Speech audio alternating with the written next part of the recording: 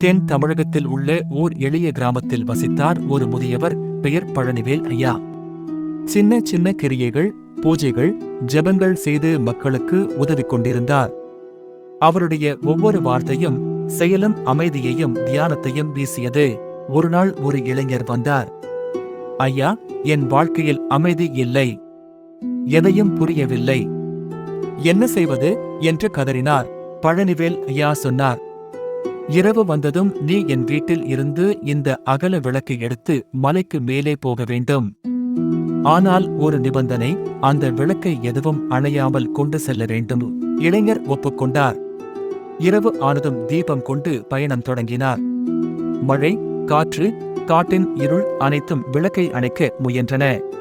ஆனால் அவர் மிக கவனமாக அது அணையாமல் பார்த்து கொண்டே சென்றார். வந்துவிட்டார் மலைச்சிகரத்துக்கு பிறகு.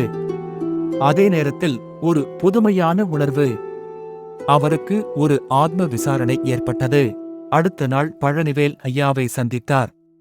ஐயா, அந்த ஒரு தீபத்தை காத்துக்கொள்வதில் என் மனம் முழுமையாக ஒரே ஒன்றில் நிலைத்தது. என் சிந்தனை சிதறவில்லை. அதில்தான் அமைதியைக் கண்டேன். ஐயா சிரித்தார். அதேதான் வாழ்க்கையும். நம் உள்ளே இருக்கும் ஜோதி அணையாமல் பார்த்து கொண்டால் சுழற்சி, இருள், பயம் எதுவும் நம்மை தாக்க முடியாது.